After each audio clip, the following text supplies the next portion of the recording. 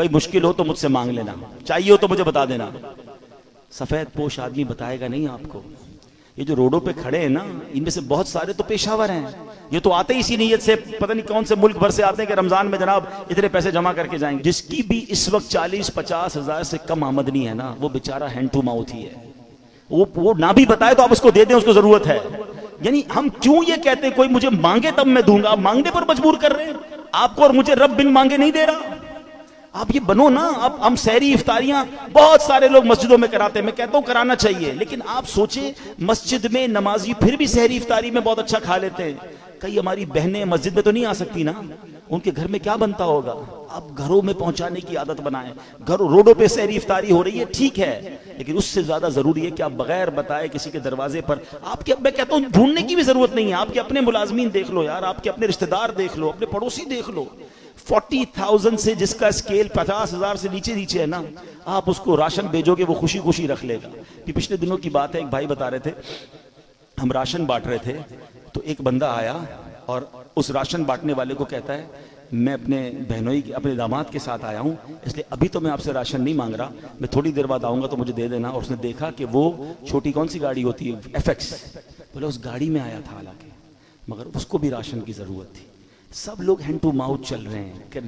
गरीब आदमी के पास फ्रूट लेने के पैसे नहीं हैं। हम में से कई लोग हैं जिनके घर में रोज फ्रूट आता है, शायद रोज गोश्त और चिकन बनता है, हमें तो शायद गोश्त और चिकन का दाम भी नहीं पता। हम में से कई लोग वो हैं, मगर पूछे ना गरीब आदमी से, हफ्ता हफ्ता गुजर जाता है, उसके घर में भी रोजा हो रहा है, उसके घर में भी इफ्तार हो रही है। ये वक्त है जन्नत कमाने का, ये वक्त है नेकियां कमाने का। आप ऐसे घरों में आप लिफाफा बना के पैसे भिजवा दें, कोई मसला नहीं, 15-20 हजार रुपये भिजवाएंगे, वो आप ज़कात नहीं तोहफा कह के भेज दें, लेकिन इंशाअल्लाह आप देखेंगे चेहरों पे मुस्कुराहटें आएंगी, लोगों की ईद अच्छी होगी, लोगों की रमजान अच्छी होगी। ये वक्त है और ये सदका हमारी कब्र को रोशन करेगा। हमें इंशाअल्लाह इन दुखियारे मुसलमानों की मदद करेंगे, न जाने हमारे कितने गम दूर हो जाएंगे। और फिर एक और प्रॉब्लम, हम जो बच जाता है वो क्यों बांटते हैं?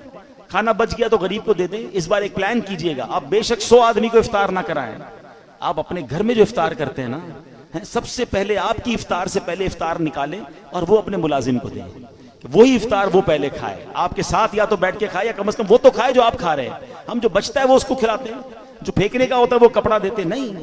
अल्लाह हमें कैसा दे रहा है और हम अल्लाह की राह में कैसा दे रहे हैं। 4 पारे की पहली आयत है, लन तनालुल बिर्रा हत्ता तुनफिकू मिम्मा तुहिब्बून। तुम उस वक्त तक भलाई को नहीं पहुंच सकते जब तक अपनी प्यारी चीज अल्लाह की राह में खर्च ना करो। बेस्ट दो, बेहतरीन दो, देते क्या हो, बचा हुआ है फेंकने वाला, वो अल्लाह की राह में देना है। फिर क्या एक्सपेक्ट करोगे? अरे दो ना दिल खोल के बेहतरीन, सबसे अच्छा अल्लाह की राह में दो। पूरे दोगे पूरे मिलेंगे, टूटे दोगे टूटे। हम तो जो बचता है वो अल्लाह की राह में देना है। बल्कि इतना पता नहीं दुनिया से मोहब्बत इतनी हो गई है। अभी अगर मस्जिद के लिए ऐलान हो ना, चंदा दें, चलो सखावत का आज जहन बन भी गया भाई, 100 रुपए देने, 500 रुपए देने। पर्स निकाला, 2 100-100 के नोट हैं, एक कड़क वाला एक पुराना फटने वाला। सच बताओ मस्जिद के डब्बे में कौन सा डालते हैं? क्यों? पुराना नया वाला 102 का नहीं है, वो भी 100 का है। अल्लाह की राह में देना ना, वो यार ये वाला दे दो यार, ये निकालो। कमाल है यार। अपने बच्चे के लिए ब्रांडेड चीज लेनी है, अल्लाह की राह में फेंकने वाली चीज देनी है।